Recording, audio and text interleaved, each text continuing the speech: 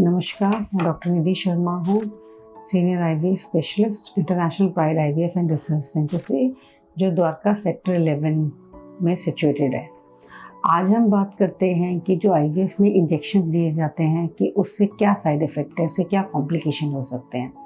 Patients आते हैं, वो कहते हैं कि आईवीएफ इंजेक्शन से हमें पेट फूल सकता है या फिर बॉडी फूल सकती है, क्या वो पेनफुल इंजेक्शंस होते हैं, क्या उससे कैंसर हो सकता है। चलिए आज इसके बारे में हम डिस्कशन करते हैं। जो आईवीएफ इंजेक्शंस लगते हैं, फॉलिकल स्टिमुलेटिंग हार्मोन होते हैं। ये हर महिला की बॉडी में अपने आप में ये हार्मोन होता है, जो जब लगता है उतने दिन तक उसका असर रहता है, उसके बाद ये हार्मोन बॉडी में रिटेन नहीं करता। नेक्स्ट मंथ जब पीरियड्स आते हैं तो इसका असर ख़त्म हो जाता है। अब इसके साइड इफ़ेक्ट क्या हैं? इसके ट्रांजिट थोड़ी देर के लिए ही साइड इफ़ेक्ट्स होते हैं जब तक वो इंजेक्शन लग रहे हैं, जैसे कि नोज़िया, वॉमिटिंग, ब्लोटिंग, वो मूड स्विंग्स हो रहे हैं, बॉडी थोड़ी सी हल्की सी हैवी हो जाती है, नीचे की तरफ भारीपन लगता है या फिर पेन होता है। तो अगर पेन है तो पेन किलर्स एडवाइस कर दिए जाते हैं। ब्लोटिंग है, नोज़िया है, वॉमिटिंग है तो पेशेंट को बोला जाता है कि कुछ मेडिकेशंस दी जाती हैं। लिक्विड्स डाइट बोला जाता है कि लिक्विड डाइट आप अच्छे से लीजिए, क्योंकि ये इस टाइम आप इंजेक्शंस ले रहे हैं, फॉलिकल बन रहे हैं, तो ये सब चीज़ें आ सकती हैं। जैसे कि पीएमएस में होता है, जब ये किसी के नॉर्मल नंबर ऑफ फॉलिकल्स हैं, तो ये सब समस्याएं बहुत ज़्यादा दिन तक नहीं, जब तक इंजेक्शन लगते हैं या पिकअप तक रहता है। उसके बाद ये धीरे धीरे ख़त्म हो जाते हैं और नेक्स्ट पीरियड आने पर ये सब ख़त्म हो जाते हैं, क्योंकि उस टाइम ओवरीज का साइज़ बड़ा होता है। तो भारीपन लगना एक नेचुरल चीज़ है कि नीचे की तरफ से भारीपन लगेगा। पिकअप के बाद वो भारीपन 1-2 दिन रहता है, उसके बाद धीरे धीरे ख़त्म हो जाता है और पीरियड्स आने पे ओवरी अपने आप नॉर्मल साइज़ में आ जाती हैं। उसके बाद ये कोई प्रॉब्लम नहीं आती।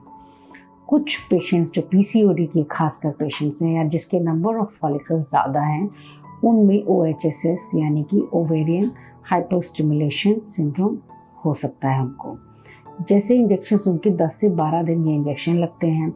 ये इंजेक्शन लगने के बाद पीसीओडी केसेस या जिसके फॉलिकल्स नंबर ज़्यादा हैं, उनको ट्रिगर अगर एचसीजी से लगाया जाए तो उनमें समस्या आ सकती है, जैसे कि पेट फूलना, पेट के अंदर पानी भर जाना और बहुत पेन रहना।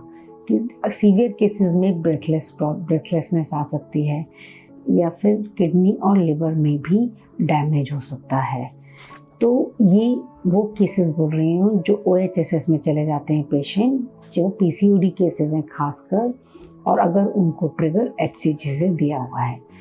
अगर आजकल के सिनेरियो में लोग जो पीसीओडी केसेस हैं और जो नंबर ऑफ जिनके एंटर फॉलिकल्स ज़्यादा हैं, उनमें एचसीजी से इंजेक्शंस नहीं दिए जाते, ट्रिगर नहीं दिया जाता, उसमें एगोनिस्ट इंजेक्शंस दिए जाते हैं, लूपराइड।